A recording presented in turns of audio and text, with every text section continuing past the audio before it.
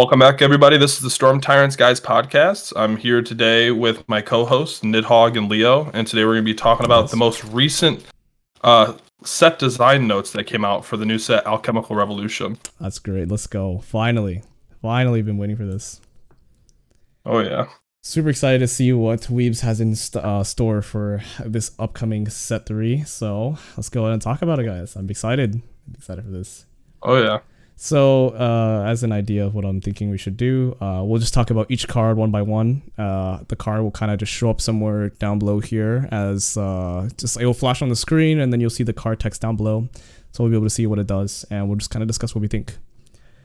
All right. Let's go with the first class that got revealed, Guardian. So I know this is something that I think it was Nid was super interested in. Let's hear your thoughts. We'll see if I'm still super interested in it by the time the design notes conclude. Of course. All right, so I'll let you take over right now. We'll see your initial thoughts first about the cards, and then we'll discuss it as we go. So go for it, Nid. Sure.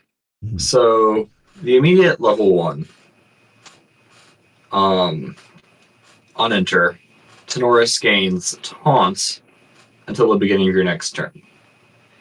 We've seen allies with taunt, and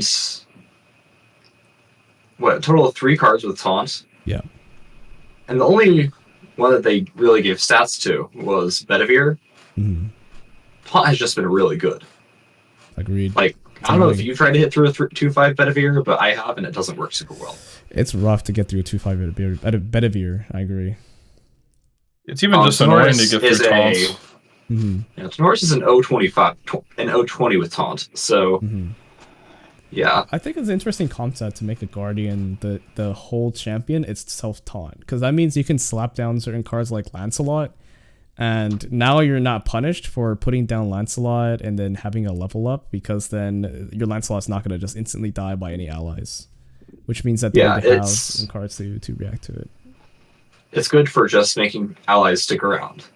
I think it's really good in the ally, the ally matchups, the ally aggro decks. I think it helps with a lot, because against the mirror, if your opponent's playing Lorraine and you're playing this and you slam this down, it makes it so you just get a whole turn where you can plan out you can trade with their board, you can extend a board, play a bunch commit to board, play a bunch of allies, attack your opponent, and know your opponent can't really deal with your allies on board currently, because they don't really play any removal spells in their ally aggro lists. Pretty much. And then we have level 2, which looks like Lorraine 2 at first, because it gets an attack buff on enter. But it's the next attack this turn, and it does not have a draw. It's +3 instead of a +2. I think it's interesting. I don't know. It's definitely interesting. It means he can hit for 9+ damage. No spoilers. On the turn he levels up, which is kind of strong. 9 damage is kind of strong. But what are you really hitting with 9 damage? Besides going aggro and hitting face, what else can you really clear with 9 damage? You don't hit anything else other than face with 9 damage. You can also... with 9 damage, you can... If you have a good weapon, if you have 9 damage plus a 1 damage weapon, you can clear your opponent's Majestic Spirits if you have a good weapon with it. That's true. That's just an insta-kill. There's also the Cleaves, which, even though he's not a warrior, and warrior class bonus on those, a +3 attack to a Cleave with a weapon is just going to kill things. Yeah, that is true. So it does really help to kind of mitigate boards. I can see the design path for it. I guess it's meant to, you have the level 1 to be defensive, then you have the level 2 to be aggressive. So I can see that. Kind of seems like a 1 action per turn thing too. Go down a little bit. Yeah, let's go down to the big swords, big swings. Bulwark Sword. Bulwark Sword. Lorraine gets access to this. Not the class bonus, but they get access to the sword. Oh, to the cost to... Oh, yeah. Additional cost to use this weapon. That's a 0 cost. Yes, it's 0 cost, +1 if you're a Guardian, 2/2 sword. As an additional cost to attack with the weapon, you pay 2. Reserve cost. How does this work with Unsoul? So I'm assuming since you're attacking with that weapon, because it's considered is it considered an ally when it attacks, or how does it work with Unsoul really? I mean, it should be that you're using the weapon to attack because the weapon is attacking. Because it's not an ally. It's just attacks like it's an ally. Because the sword says when you, as an additional calls, you use this weapon for an attack, and you're not using the weapon. Yeah, so that's when you attack with Unsoul. You can cheat the cost and just play Unsoul and then swing with it by itself and not pay 2. Yeah, because the wording on Unsoul says sword weapons you control can attack as though they were allies. Mm-hmm. So I don't think you have to pay the 2 to attack with the Unsoul, but you still have to pay with the 2 if you're attacking with Lorraine with it. But I mean, you're not using this sword if you're going to cast Unsoul, most likely. Mm-hmm. I think that's something for a question later on down the line. Yeah, that's a rules question. Mm-hmm. It's pretty good. Yeah. And the next card though. Next card. Damn. Yeah, the next card is it's a big boy. 6 cost, 6 damage. 2 cost 2 less if you're a guardian, but let's just ignore that for now and assume it's a 6 cost 6 damage thing. That's strong. It's sudden steal, essentially. It's literally sudden steal. It's sudden steal. But guardian. That costs 4 if you're a guardian. Mm-hmm. Does 1 more damage. Does not have efficiency if you're a guardian. Yeah, which is kind of meh, but yeah, but it's a 6 damage swing. So if you use Tenoris level 2, it's a 9 damage swing. That's a huge swing. That's true. If you use Bulwark Sword and Tenoris 2, it's a 12 damage swing. It's a lot. That's the only thing you'll be doing during the turn. That's a lot of damage. Oh yeah. Mm-hmm. So I guess they're making Guardian a big slammer with defensive options. I can get it. Yeah. Mm-hmm. So far though, I'm not kind of impressed. I'm gonna be honest. Like this is cool. I'm not super impressed either. Yeah, I'm not as impressed. I'm not really impressed with the design of Guardian currently, but we've also haven't seen a whole lot of the spoilers. Yeah, that's true. But yeah, currently the design's cool. I just don't know. Like, I think what sucks is it empowers the Wind Allies deck because I think they can just like a lot of Wind Allies, like their good cards, like Wind Rider, Vanguard, and stuff, are like they keep the class bonus from them. Yeah. So I think it just makes it better because it makes it so they can commit to board, and then they have taunt, so you have to attack them, and then you can't deal with their board if you don't have any removal spells. It is Banner Knight Guardian. It is Banner Knight Guardian. Another thing that I wanted to also mention, they released the level 1 and level 2 CSRs. You know, I don't know if you guys saw those. Oh, they're beautiful. Yeah, some of them are really shirtless cool. Tenoris is kind of pog. Man, I did see that. I'm a big fan of Ryan Gosling, and I was like, that's Ryan Gosling if he had a big sword and a shield. Yeah, truly. Yeah, I very much like that one. Mm-hmm. I love that all the champions are getting their B alternate version on the first ed. So that's really cool. Yeah, it's nice to see like in this like kind of card game. Like I really didn't play any other like card games with like the anime design, but it's nice to see like male representation because like they didn't really have any crazy CSRs for like they had like Rye, but he was kind of he was in his cloaks and everything. Mm-hmm. They didn't have his pecs and 6-pack poking out until Lancelot came out. You know, Chad. Exactly, yeah. Guardian is just the Chad class. He might not be to the side after this, but he was to the side. Mm-hmm. Yeah, Guardian's just the Chad class. Lancelot is Guardian. True. Yeah. Then we have 5 more Guardian cards. Yes, we have the Masters of Defense subtabs. So first up, we have Take Point. Champion gains Taunt until the beginning of your next turn. And it's floating. Taunt is good. It's the level 1 ability with floating. Well, and it's the fact that you can just play in any deck. Like the floating memory helps, but just the fact you can play it in any deck's huge. That is true. Yeah. It's funny because I can see you play Take Point and then you play like Resolute Stand, right? Even though you go -1 potentially or -2 depending on what it is. I mean, if you have some like extremely valuable allies on board that you don't want to die for a specific reason so you can finish up the game, I can see it being super useful. It is slow. Yeah. Yeah, it is, but then it says into the beginning of your next turn, so. Yeah, so it's like Peaceful Reunion in a way. Mm-hmm. It's pseudo Peaceful Reunion, but just way cheaper. It's Peaceful Reunion, but slam it into my face. Replaces itself sometimes. And something to note, it is a starter deck card. This is a starter deck card. Oh, I didn't even see that. Yeah, ALC SD starter deck card. Yeah, that makes sense for the heavy swing. Because if it has anything to do like with how Dawn of Ashes was, I think there's going to be an attack card that's just better than heavy swing that comes out. Because I mean, they have attack cards in the starter deck that weren't as good as the attacks that you use later on. Right. True. 7 power swing. Yeah. That's true. All right, next up we got another. That costs 1 less for each damage you took last turn. That'd be crazy. That would. Yeah. Oh no. That would be kind of crazy. Yeah, I would very much enjoy cards that cost less for how much damage you took. That'd be nuts. All right, we got next one. Martial Guard. Next time the target unit would take damage this turn, prevent 2 of that damage. Class bonus, level 2+, has floating memory. So just better Resolute Stand? No, the next time. Yeah, so better Deflecting Edge. Yeah. So it's like Deflecting Edge has its good things. This has its good things. It's like Deflecting Class Edge. Floating Memory. The big advantage it has over Deflecting Edge is that it's floating, so it can replace itself.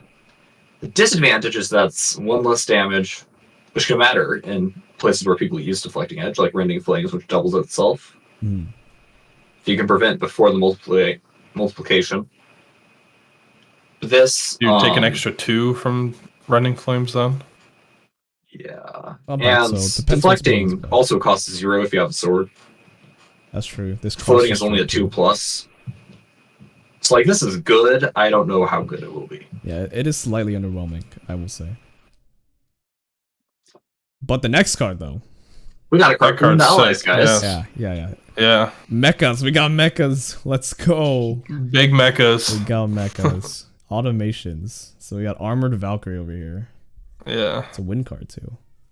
Steadfast. New keyword. This ally can retaliate while rested and does not rest to do so. Oh, it's crazy. Actually. So this is just... I think this is just a strictly better upgrade for, what is it, Lurking Assailant? Yeah. Yeah, because Lurking Assailant... I mean, this one gets +2, so it can trade with basically anything in the mirror matchup. Yeah, and win allies. Retaliate for other people. Now, does that matter? Potentially not. But that's the disadvantage it has with Lurking Assailant. I mean, that's crazy. Imagine Armored Valkyrie plus Lurking Assailant. They try swinging to the Valkyrie. Or if there's any card that allows you... Oh, Cry for Help. Cry for Help into the Armored Valkyrie. Imagine that. You swing, you retaliate for 4 plus 2, 6. That's crazy. You get the Lurking Assailant Vigor with the +1/+1. Oh, that's true. Marker Fervor. Marker Fervor, yeah. Oh, that's going to be nice. And as long as it's retaliating, it gets +2 attack. Yeah, I think this card's pretty cool. This card is that's going to see play, even if it's not... I just think it's good that... Because, like, you can attack with it for 2, and then now it's just a 4/2 that's tapped. Yeah, so they can't really clear it with anything, like, efficiently on their board. Yeah, it also, even outside of Guardian, because Steadfast is not class bonus, they can't clear it without taking damage. No, they have to. Like, even if you don't get the +2 while retaliating, you're still 2 damage retaliation. That's great. And it's also 3 costs, so it's easy to balance with, I think. Yeah. 3 costs is really helpful in the Wind Allies list. And then Flame Sweep, like, you can now, when your opponent Flame Sweeps you, you can not be upset that you attacked with something, because you attack with this, deal 2, and then your opponent Flame Sweeps you and you deal 4, so you deal 6. If they Flame Sweep your Armored Valkyrie. Oh, beautiful. So you don't get punished now anymore for clearing boards. Yeah, you don't get the only card that punished the deck. Now you don't get punished if you play Armored Valkyrie. That's pretty good. I like it.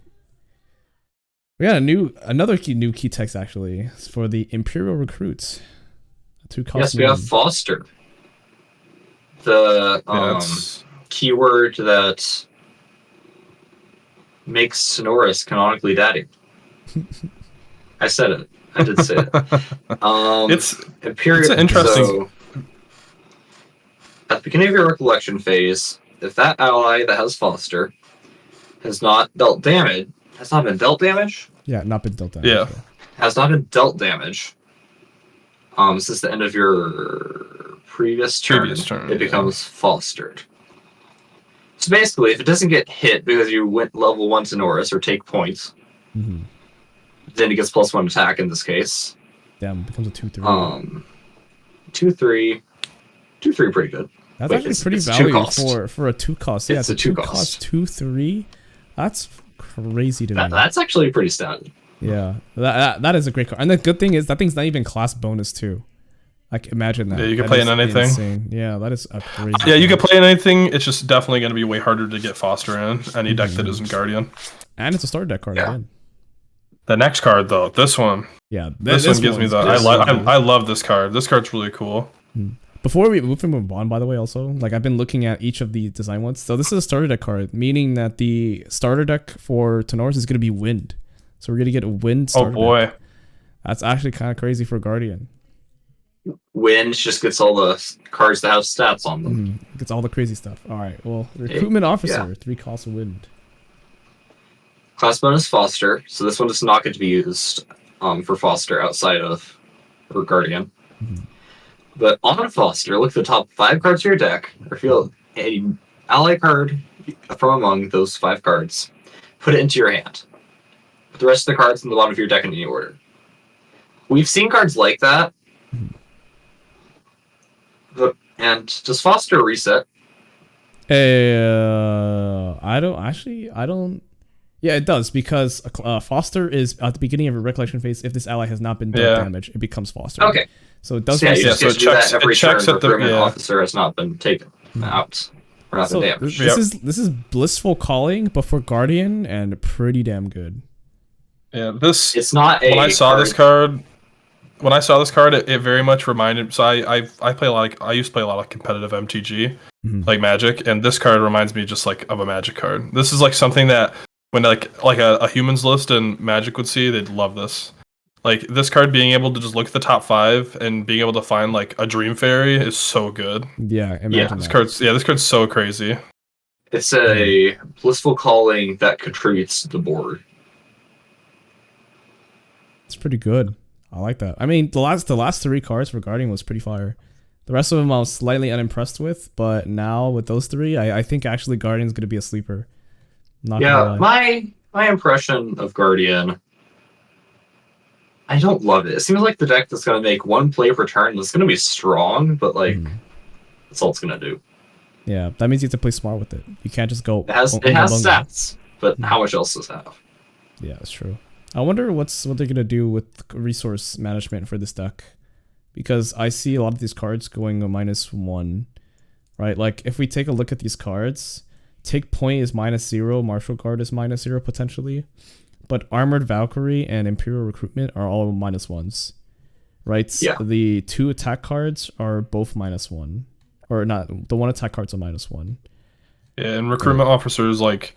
I don't know if I would consider it like a -1.5, like a half. No. It's like, neutral. It's neutral because You would the consider it on-foster. neutral? It's neutral. After it's Even if it doesn't foster though, like oh no, you're not it guaranteed. needs to foster if it's a neutral card. So it's like So it's I guess if you're Plus playing zero. Guardian, if you're playing this card, you're definitely building your deck to be able to always foster. This is like a turn. This is like a turn 1 play essentially. Turn 1 recruitment or like you level up first, then play recruitment officer. So then it doesn't take damage. Yeah. That's expensive. I don't know. That means you spend your turn essentially playing a single recruitment officer, and then you have cards in hand for whatever it may be. Maybe you play another. You play recruitment and then you play Imperial Recruit. That's what you do. Yeah, I don't know if this card will see like the recruitment officer will see much play in like the Wind Ally lists, just because they have so many other powerful 3-drops. They have 3-drops that help you with your game plan. I could maybe see this being a sideboard card, but I don't think it'll see play on the main board. Yeah. Lurking Assailant is seeing play already, right? Yeah. That's just a good statted 2. Yeah, Lurking Assailant. Well, it also has stealth. It does have stealth while it's awake, but Yeah. how often is Well, it that's awake? like really important for the deck because I don't like play Wind Allies. I don't know. yeah, with Wind Allies, it's really important that Lurking Assailant has stealth because it makes it so you have a good turn 1 play if you're going first. Okay, kind of like Arthur being immortal. Yeah, exactly. Arthur going first with like Fire Xander or something like that. Yeah. Okay. Well, now we have Leo's. Class. Yeah, Cleric, baby. Cleric mains This one's sick. Rejoice, Man, I wish I had picked everybody. Cleric. Rejoice Yeah. for Arsana, our savior. So, to get us started with, we have Arsana Herbalist Prodigy. This is level 1. So she has on enter gather twice to gather summon a Blight Root, Mana Root, Silver Shine, Phrasia, Razorvine, or Springleaf token chosen at random. So I guess we might need to like jump a little bit to show off all the roots, kind of give it context. So on the level 1, we have multiple different roots, catalyst roots that they summon for you. I guess they summon 2, right? Yeah, gather twice. So you summon 2 of them. Yeah. So the first one being a Blight Root. It is a sacrifice effect for all these cards. So if you sacrifice Blight Root, your champion gains +1 level to end of turn. And it seems like to actually get these cards, these tokens, you need to roll a dice for it. Yep, 6-sided die. A 6-sided die. Or what I've been told, or I think everybody does know, that we get a specific dice in the starter deck. In the starter deck that literally shows you symbols of each one, yeah. Which I think is a cool idea. So Blight Root being +1 level to end a turn. Mana Root does the exact same thing, except it is the number 2. Silver Shine is different, so it is if you sacrifice this card, you recover 1. So I think that's pretty interesting. Same thing for Phrasia, is also a recover 1. Razorvine is if you sacrifice Razorvine, put a card from your hand on the bottom of your deck. If you do, draw a card. So it's like Orb of Regret, but it's it's a root. And then Springleaf is put a card from your hand on the bottom of your deck. If you do, draw a card. So same thing as well. But something interesting to me is that these are all 1-cost main deck cards. Yeah, that's what I was a little confused about. Is the yellow cost? Is like, but that means that are you playing like tokens in main deck then, and then you just tutor for it when you use this effect? We have barter herbs. Yeah, but we don't know what the effect is. That could definitely do something with this cost. Yeah, because what I'm confused about with the deck too is like, if there's I'm not confused. What I'm worried about more say is I'm worried about if there's other cards that are released and spoiled that also have the gather keyword on them, is the board states and being able to keep track of the board states. Because if you're able to, if there's cards that say gather on them and you have like one of each of the tokens, and then you start adding more tokens on, keeping track of 6 separate tokens is going to be absolute hell on earth. Yeah, there has to be some workaround that we don't understand just yet, but I think it's slightly correlating to the amount you have in your main deck, which kind of does make some sort of sense. Because let's say, for example, you have Mana Roots, a Razorvine, Springleaf, and you have 4 of each copy, but you don't play the other 3. Then that means that, I guess, when you're rolling a token or rolling the dice, 1, 2 is essentially Mana Roots, 3, 4 is the other 2, which is the recover. There's no way they're just going to let us I don't know. Certain ones in our decks, though. This is taking a lot of deck slots, right? If you're playing 4 of each, that's 4. Yeah, I don't think you're playing cards. 4 of each. There's got to be these are tokens. I just don't know why they got that cost. Yeah, so I guess it's something that I'm sure it'll come. I know, like, they have to have a cost on them. I know that for sure they have to have a cost, because if there's cards that interact with things of a certain cost or less, but like with the yellow, you would assume that they are a main deck card. Right. They definitely aren't a material deck card. Maybe it does. Oh, here's another thing. It does say token item. Maybe we get a token deck. Like for Arisana specifically, you get a token deck. Yeah, because if they were a main, because if it was a material deck card, it would be blue. Well, it would be just black, right? It would also be blue. probably be a Regalia. It'd be blue. Yeah, it'd be blue. Yeah. And it would say Regalia, like Regalia item, Cleric herb. Yeah, exactly. So I guess that would take way too much space. It would. So I think it's token Regalia item, Cleric herb, adjuvant root. Yeah. We'll see. I'm not too sure. Anyways, let's move on to the level 2. Master Alchemist. Oh, she's fire. You know, I'm gonna be real here. She looks hot as hell. Goddamn. My anime waifus, bro.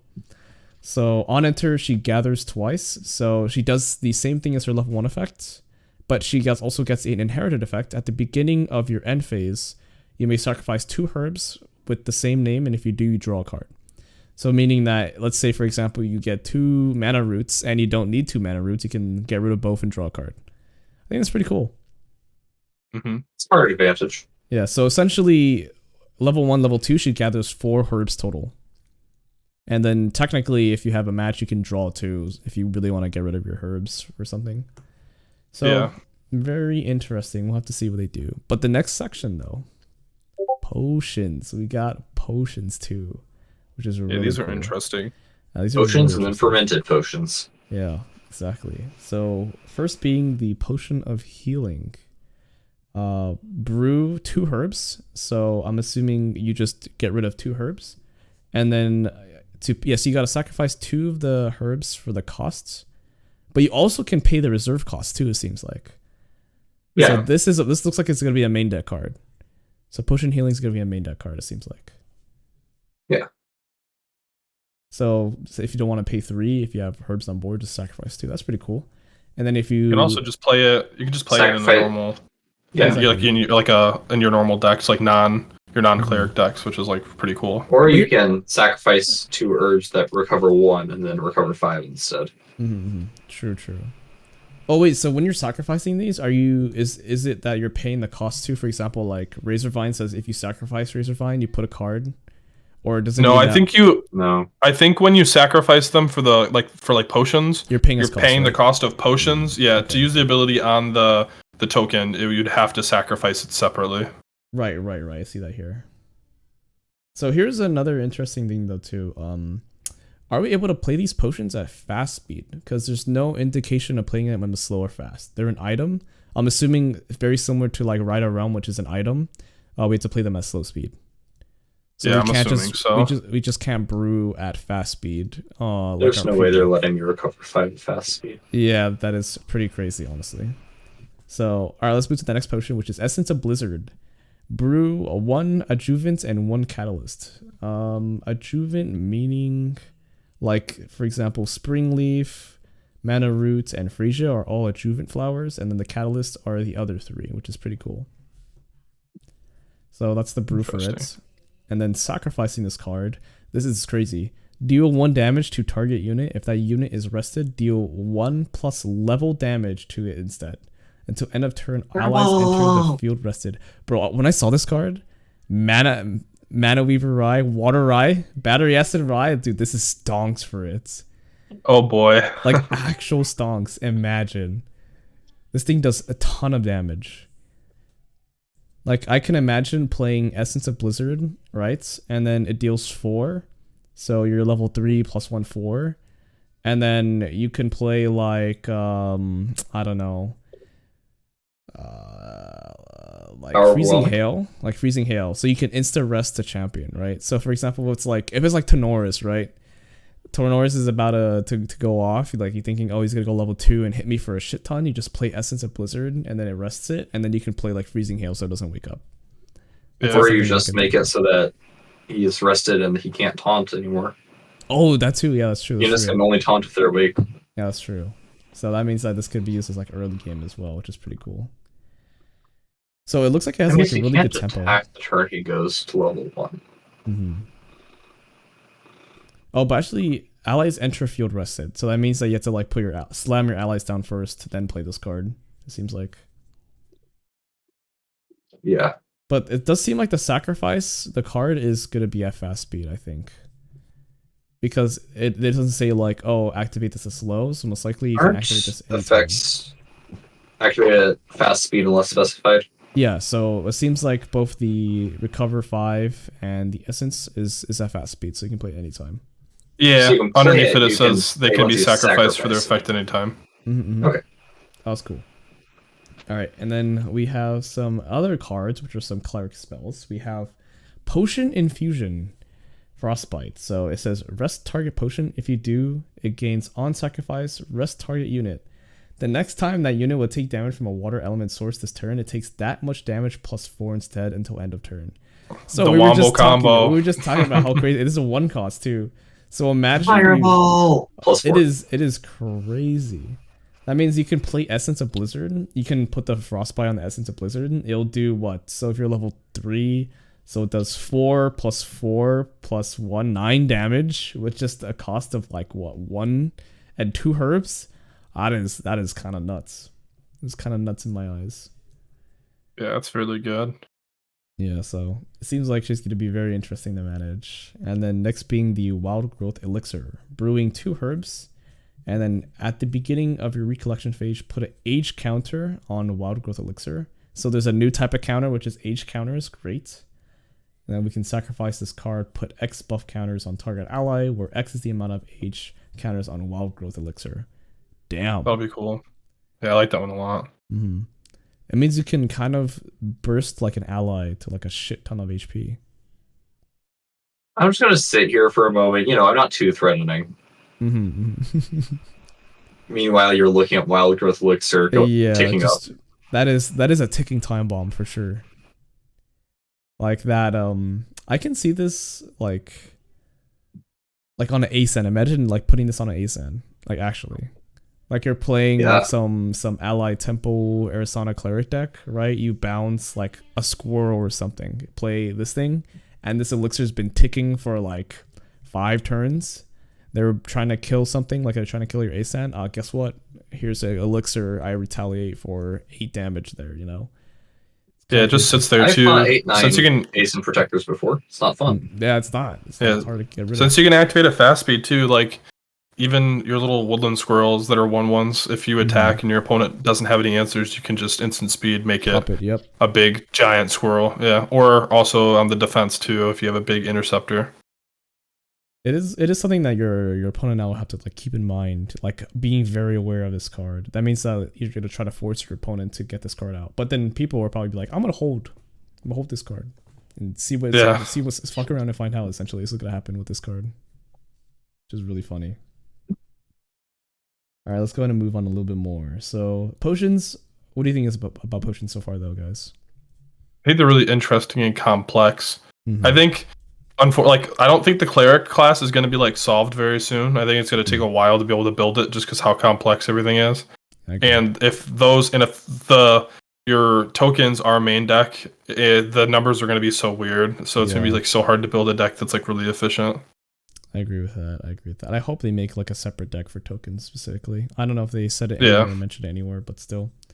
But I agree. I hope they just require you to have tokens on hand. I agree. I hope so.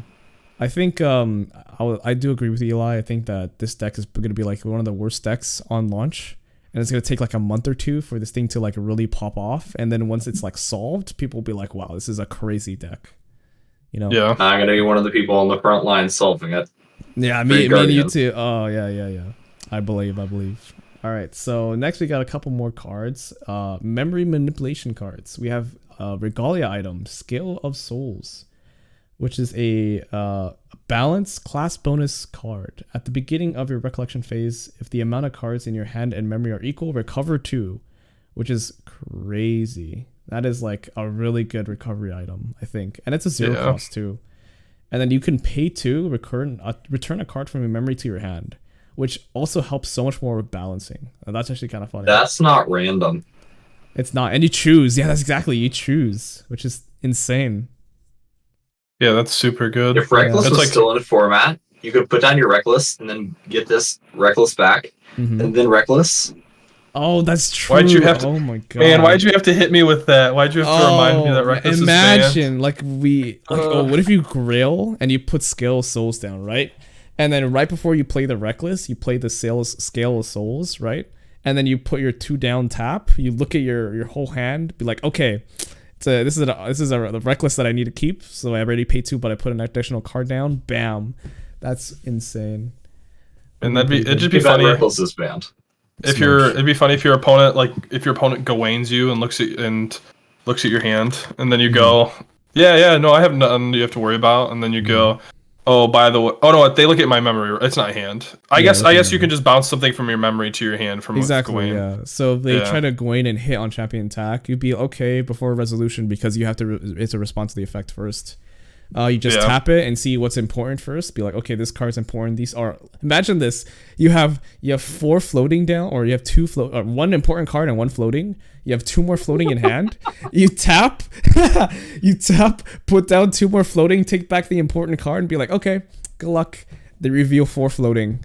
Thank you for helping me, Gawain. So I think that'd be pretty funny. It was floating the whole time. Yeah, it's just floating.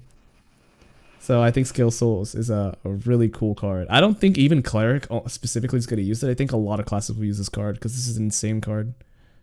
Especially with uncommon. Reckless got banned. It's 0 cost too. Memory. Yeah, exactly. It's free. And then, but the next card is also kind of crazy in my opinion. Stream of Consciousness. This art looks sick, by the way. I love this art. But class bonus and memory +4, meaning that you need to be cleric and have 4 cards in memory. You glimpse 3, and then you draw a card into your memory, which is kind of nuts at a fast speed. At a fast speed is what's like insane. So Fairy Whispers. Here's what I'm thinking, right? You play so you play Scale Souls, right? And then you play so you play Scale Souls, you put 2 down, and then in response you play Stream of Consciousness. So then now you can, if you have like 2 cards down first, you can then put another 2 down for 4 to play the stream, right? And then after that you can just glimpse, right? So with 0 cards in memory, you tap Scale, put 2, then you pay for a stream for 4, and then you have the 4 to glimpse 3, put 1. You end up with 5 in hand, right?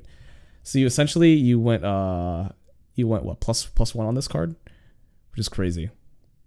Yeah, well, and at what point do you consider? Because I know like different card games have like different situations and what they think. But at what point do you consider glimpsing or scrying in Magic? Glimpsing, when you consider that a draw? Because like I know a lot of card games, people think when you scry 2 or glimpse 2, they consider it card advantage because you're looking at the top and you're like guaranteeing you're going to draw something well. Yeah, exactly. That's what this is, right? So, it's card advantage. I don't know if I'd call it plus anything. Well, I think it's a +1, right? Because one, I consider it +1. If you're doing this pre-recollection, what you're doing is that you're able to resolve Stream of Consciousness, which means you glimpse 3. You see the top 3, meaning 1 goes into memory, then 1 goes into draw, right? Yeah. And then the next thing being Scale Soul is able to resolve and add 1 back to hand to play for another card, right? So you're going +1 on this card. So I think this whole combo is pretty crazy. Glimpsing is like so powerful, and especially like a glimpse 3 card, and it being fast is what's crazy. And you're playing this all pre-rec, which is also nice. So meaning that you're able to just get a free draw from that card, which is pretty nice. Fairy Whispers. Yeah, it's essentially Fairy Whispers, yeah, but just even more cracked. I don't know, because it helps with balance. I don't know. We'll see. Next one being Fanatical Devotee. It is also a 3-cost fire, but memory 4. So if you have 4 in your memory, this card gets a +1 attack. And then also class bonus for Cleric or Tamer. On death, you may banish 2 other fire elements from your grave, and when you do, deal 3 damage to a target champion. I'm a big fan. That's huge fan of this card. That is pretty good. Yeah, this card's awesome. So essentially, you can suicide this card and not be punished for it. Exactly. Swing 3 cremation. Yeah, exactly. Yeah, swing 3 cremation, and then there you go. Yeah, you just do another additional. So that's a 3-cost 6 damage, which is nuts. Because you can banish itself, right? Oh, two other fire. Yeah, but if you're playing like Creative Shocks and stuff like that, you always have fire cards. No, it's no problem because you lose 1 card, and I mean one card in the grand scheme of things isn't that bad. And I think Tamer is able to manage getting a lot of fire in grave anyways, so this is pretty good. Absolutely. So that's it for Cleric. Also, we got obviously the level 1 and level 2 CSRs that were just revealed. Oh, they look amazing. Hot damn. I am very much in the cult of Cleric. This next one though. Next one though, that's it. That's your expertise. Talk about it, Eli. Let's hear it. Oh man. Ranger, baby. So the one thing I haven't been able to determine though about this class is it Diana or is it Deanna? That's my biggest question. Who's been saying Deanna? Tell me right now. I've seen it I've seen people say Diana and Deanna in the Discord. I'm gonna say Diana because I mean it makes more sense. Whoever's saying Deanna is mentally ill. It's a P brain. Yeah, they're P brain. So Diana. Let's see. We got the level 1 and level 2, and the level 1 is Diana Keen Huntress. She's a ranger human, and she has lineage release. Materialize a gun card from your material deck. Now, guns. Awesome. It's so sick. Become canonical. And even just some of the ranger cards we've seen so far make me like, I am so excited for this class. I think it's so cool. I think the whole gun mechanic in itself is awesome, but we'll talk about that later once we get into like the lock and load section. And then the level 2, we have Diana Deadly Duelist, and that has Diana lineage, and it has on enter materialize a bullet card from your material deck, and you still pay its cost. And its inherited effect is range 2. I think we talk about ranged later down here because it's kind of, I don't know if you guys agree, it's kind of like, isn't it kind of like a do nothing kind of ability? Yeah, because or the distance the do nothing ability. Yeah, distance do nothing. Right, yeah, distance the do nothing, and then ranged has like something if you are distant. Yeah, essentially. But the cards are love these cards. I was I was like super excited to see this class, and like I really like the design of it. I like the art a lot too, and the CSRs that they revealed. The night and day CSR. Yeah, super sick. I very much like those. Yeah, they did a great job once again with the CSRs for this. I mean, amazing for first ed. I will definitely be picking up some cases to gacha, to pray. Yeah, I kind of a little bit I do want to gamba a little bit and try to get it.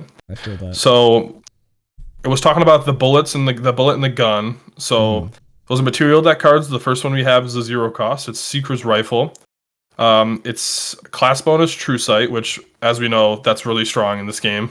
Having a 0 cost weapon that's True Sight, and then class bonus Spell Shroud, which is wow, that's crazy. That means Spell Shroud and True Sight. You can't target this rifle essentially. Yeah, you can't deal with it. And then on kill, you can pay 2 if you do materialize a bullet card from your material deck.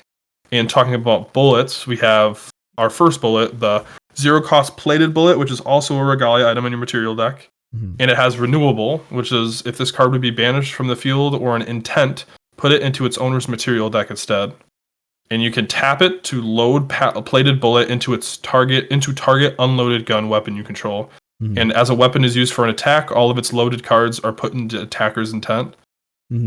Now, I was reading this card, and I saw where it says, as a weapon is used for an attack, all of its loaded cards.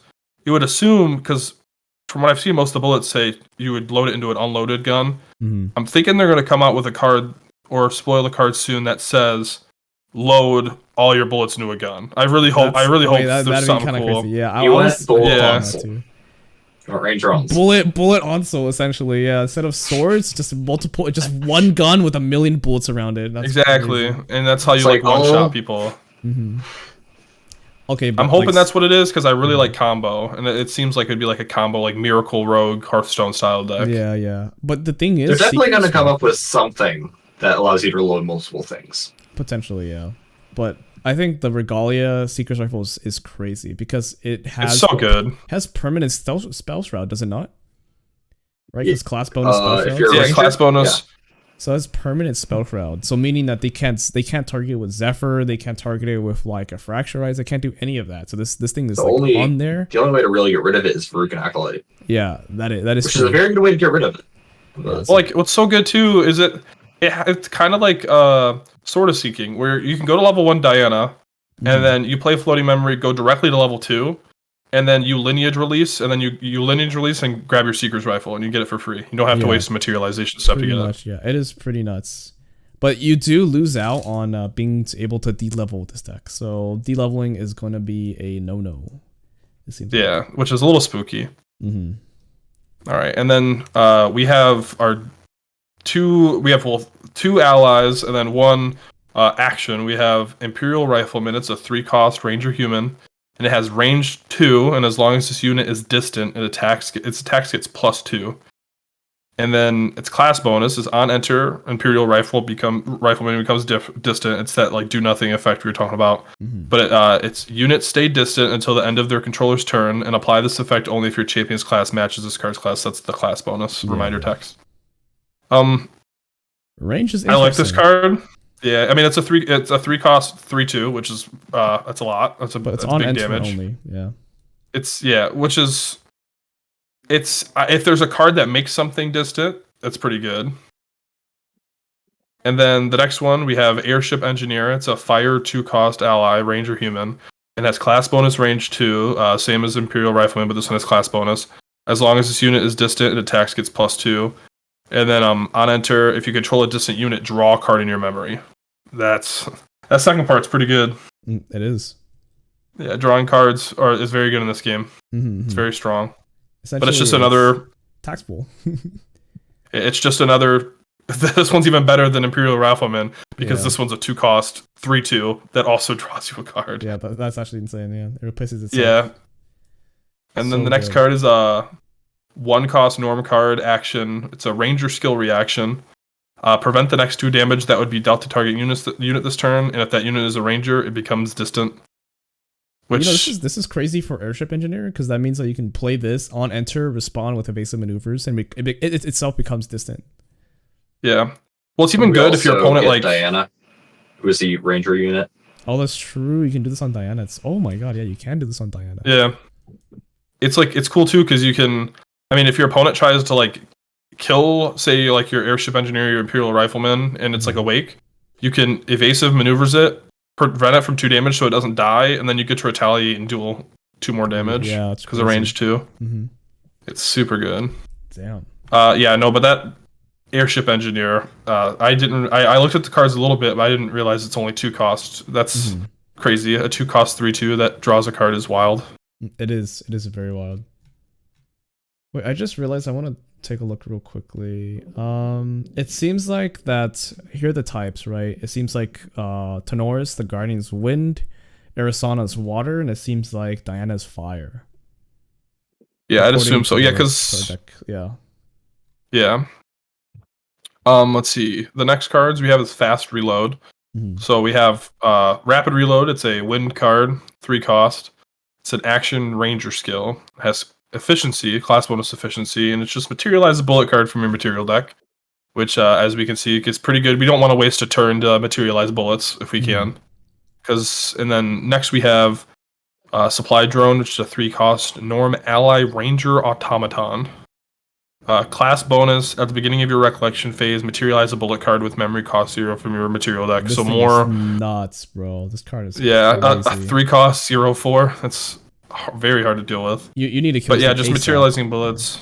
Yeah, and then the next one we have. I love the art in this card. It reminds me of like the Matrix. Whenever I see the guy in the background, it's freezing round. We see another bullet here. It's a 2 cost item, ranger bullet. You can tap it to load freezing round into target unloaded gun, weapon you control. And then on champion hit, that player banishes a card at random from their memory, and then return that card to the memory at the beginning of their next end phase, and then it has floating memory. So this is just what is it, chilling touch? But it is chilling touch, but it hurts. It's chilling touch, but a gun. Yeah, it does 2 damage, costs 2, but it has floating memory, and exact same thing. But it's better. It's not better because it costs 1 more. It's not objectively better because it costs 1 more. Yeah, but currently that's all the cards that they have for the notes, for the set design notes for the part 1. Which is I'm pretty excited actually. Like after seeing this and reading all of them, I was like, dude, I am so hyped for. Yeah, I'm hyped for a lot of these cards. Yeah. Same. What are you most hyped about for all the 3 classes? Cleric. Cleric? What about you? I am immediately drawn to everything that's way too complex, and that's Cleric. Yeah. Definitely Ranger for me. Just reading some of the cards, if what I think, like what I think they're gonna come out with, if like speculation is right, then I'm so happy. I'm so excited. And especially because some of the cards we've seen. I mean, outside of the notes from like other sources like Twitter and stuff. They look crazy. Like some of the cards look super cool. Yeah, from the other content creator spoilers. Yeah, I agree. Exactly. They are nuts. I'm pretty excited. Speaking of content creator spoilers. Oh, that is true. Good segue. We got some spoilers too to smooth. Talk about. Good. That's a good segue. That was smooth. All right. So first up, let's do 1 each. Okay. I will do. Right. I'll take the second one. The second one. I don't know which one's the second one. I'm just gonna go with the first one, and you guys just choose from the other 2, right? Sounds good? All right, so first one, I will be talking about Unearthed Revelations. This is gonna be a 1-cost norm cleric action skill. This is draw 2 cards, and then put 2 cards from your hand to the bottom of your deck in any order at slow speed. To me, this feels like almost like Creative Shock, except you don't discard anything, and you're able to cycle cards. I think this is a great card, in my opinion, for a 1-cost. Cycle 2. It's cycle 2. It is a -1, but it is cycle 2, which is kind of nuts, I think. What do you guys think? I don't. It's like, I don't know. Maybe I'm nitpicking it. I really don't like how you have to draw 2 and then you have to put the 2. I wish it was like like how Orb of Regret is, where like you could draw 1 and then put 1 back on bottom. So maybe I don't know, the draw 2 and then the put 2 kind of like is. I mean, no matter what, if there's cards you have that you want to keep, you just always put them back. The ones you drew. The draw 2 was definitely intentional to get around Tithe. That was not accidental. Yeah, I think that makes sense. Yeah. Does that mean Cleric's gonna draw a lot? If this is something that's to keep in mind. Whoa. I sure hope not. Cleric Into memory? Yes. True. Because that's gonna make me want to play the deck. Yeah. A lot of memory. Yeah. All right. Let's see. Someone else take the next card. All right. Yeah. Here we go. I'm excited. Next card. We got Conjure Downpour. Ooh. Action. Cleric spell. Fast. Until end of turn, whenever your unit attacks, that unit gets -2 attack. Isn't that just worse Resolute Stand? No. Class it's memory 4+. Draw a card into your memory. It's a Resolute Stand that replaces itself. True. Yeah. But can be better if your opponents attack more than once with the same unit. It's a water card that replaces itself that's defensive. That's good. Yeah, they have a lot of the draw like the memory 4+. Cleric has a lot of like memory 4+ draw into your memory. It does. Yeah. So I'm assuming because Stream of Consciousness is the same. It does. Or 4+ anything really, because we got that Automaton too. Yeah. Oh, it's true. Automaton is 4+ as well. It seems like Cleric is meant to have a lot of cards in memory to really excel. Yeah, they're meant to mess with memory. Interesting. Yeah. So either what I'm getting from it is like you play a potion, like you imagine you hard pay for a potion, then you play like a fast speed one of these cards. Could be something like that to keep memory high and then be able to get stuff back anyways. Yeah. Makes sense. You get to mess with variables. That's a good thing. That's true. But it makes it very expensive to respond on enemies' turns. Like for example, meaning you have to have 4 in memory already to play this card. So that means that you need to have either 1 card down or 2 cards down. Then you play Conjure Downpour, meaning that you have 5 in memory. So it's going to be very difficult to kind of manipulate your memory to get the most out of your effects. Yeah. Conjure Downpour costs 3, so you only need a 1 cost. Yeah, that's true. It's not too difficult. But that's -2. Yeah, it's not too bad. Imagine you play Unearthed Revelations, right? That costs 1, that you pass your turn. And if you have a card hand of 7, that's 7 cards already, right? So you have 2 from Unearth and 4 from Conjure Downpour. That's 6. I can't count. But still, that's like your whole hand, essentially. I was thinking Chilling Touch or something else like that. But I guess... Oh, it could be. Yeah, Secret's it's worse water. too. Yeah, makes sense. All right, last card anyway. Yeah. Oh man, this one. I'm happy I got this one because I'm really hyped for this one.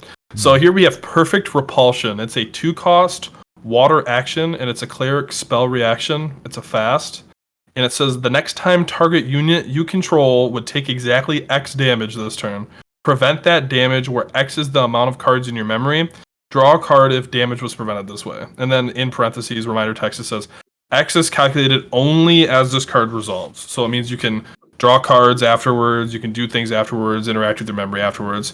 But it only actually compounds when the spell is resolved. This card's sick. I love this card. Remember how we were talking about Cleric as complex and convoluted? Yes. They have X 3 times in one card. You know what I realized with this card? This is like a ramping card. Imagine this, right? You play Perfect Repulsion and you have 2 down, so you block 2 damage, right? And then you draw a card from blocking 2 damage, and then they try to swing at you for like 3 damage. You play a 1-cost fast, and you still block another 3, and you draw another card. So you're constantly replacing cards, no? Because this is oh no, it's the next time. Damn. The other very notable thing about this is that it's hard to poke. It is, yeah. If you do this for 11, and someone Arcane blasts you, they cannot poke it very easily. No. Yeah. Oh, that's true. Well, like a big thing. Oh, that's true because it doesn't prevent it. It only prevents X amount of damage, so they can't like spark the light. It's a better spell shield somewhat. Yeah, it's very good. But then like also like Rending Flames, this just like shuts down Rending Flames. There's another card that stops Rending Flames. Oh, it does because it negates 3. Yeah, you just have to do the you'd have to do the math. Yeah, if you do the math, because if they have like a sword, then it gets a little difficult. No, this card's really cool. They got level 2. Yeah, I like the play. I like how it rewards players for knowing how to do the math of the game and knowing the cards really well. Mm-hmm.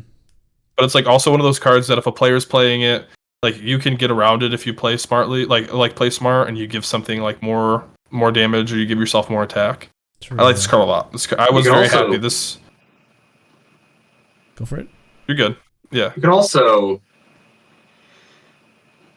tell if someone's preparing for this if it's huge. Mm-hmm. You can be like, okay, they know I have this. They probably have that perfect repulsion because they have exactly this many cards in memory, exactly this many cards in hand, and exactly. Mm-hmm. It is a telling sign. Yeah. So I think this is the card's also just. Go for it. It's also just like a good tempo card because I mean, like if your opponent tries to swing in for 5, you just go, okay, if I have 5 in my memory, I go like perfect repulsion, draw a card, cost me 0 to do it. Like it's really good. I really like this card. The fact that it costs 2 to start with is also really good. Mm-hmm. It means you can draw pass and then prevent the next 2 damage. Yeah, it's cheap and it replaces itself. Actually, you know what?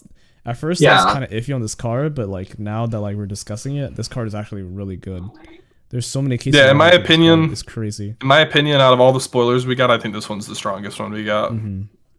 Actually, yeah, I like this one a lot. Contour, I really like too. I really like Contour because it reminds me of Corsair Trapper, and Corsair Trapper is such a good card.